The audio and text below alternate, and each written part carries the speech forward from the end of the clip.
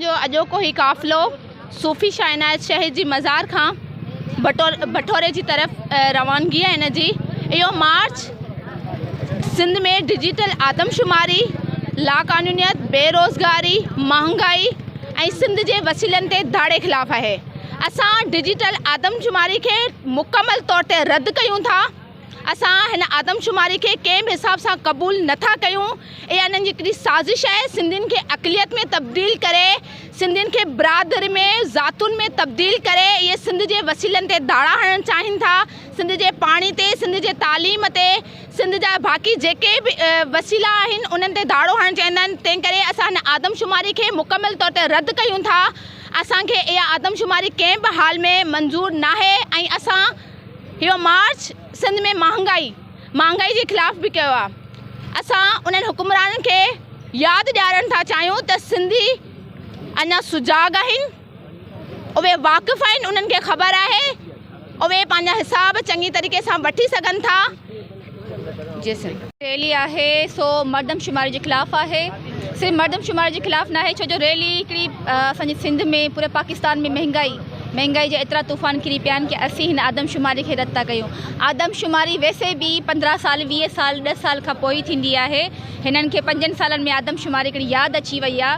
हिननि खे ख़बर ई कोन्हे कि केतिरो सिंध जो अवाम जेको सो माना सड़कुनि ते, रोडनि ते, रस्तनि ते बेरोज़गार बेयारो मददगारी वेठा आहिनि ऐं महंगाई जा हेॾा तूफ़ान जेके पहाड़ हुकूमत सिंध असांजे मथां उछलाया आहिनि, कहिड़े एग्ज़े में उछलाया अथसि, असीं त बर्दाश्त खां माना ॿाहिरि थी विया आहिनि। हिकिड़ो मज़दूर माण्हू हिकिड़े ॾींहुं जो अगरि रोज़ी कमाए घर थो पहुचे त घर कीअं हलंदो हुनजो। हींअर ख़ुदकुशियूं आम ऐं महंगाई एतिरी थी वई आहे कि अटो वठण बि सोचे थो कि माना अटो वठिजे या न वठिजे, कीअं वञूं, घर वारनि खे छा मुंहुं ॾेखारियूं।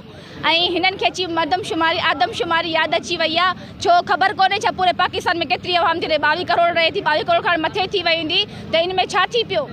जेके माना हिननि जो हिकिड़ो मक़सदु आहे, हिकिड़ो माना प्रोपेगेंडा आहे कि माना पाकिस्तान जी आवाम खे गुमराह कयो वञे। जेके अचनि पिया, अफ़गानी पिया अचनि, कहिड़ी बि क़ौम अचे पई, उन्हनि खे माना असांजे हिसे में कन्वर्ट करण न करे हिकिड़ो ढोंग आदमशुमारी जो रचायो वियो आहे। हुकूमत खे शर्म नथो अचे कि जेको आहे सो ग़रीब आवाम हींअर बुख में मरे, छो महंगाई लाइ करे आवाज़ नथी खणे।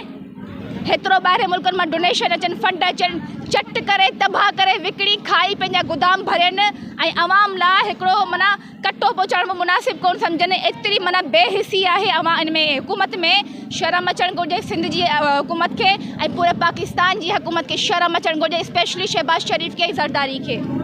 मार्च जो सॼी सिंध में आया साहब ऐलान कयो डिजिटल आदमशुमारी ख़िलाफ़। जेका डिजिटल आदमशुमारी ही कराची असांखां पूरण था चाहिनि, ही धरती असांखां पूरण था चाहिनि ऐं दरिया असांखां पूरण था चाहिनि। उन लाइ असां जंग करणु शुरू कई आहे ऐं असां पहिरियां बि विढ़िया आहियूं, हाणे बि विढ़ंदा रहंदासीं। असां पंहिंजी धरती जो हिकिड़ो इंच बि न ॾींदासीं। महिरबानी।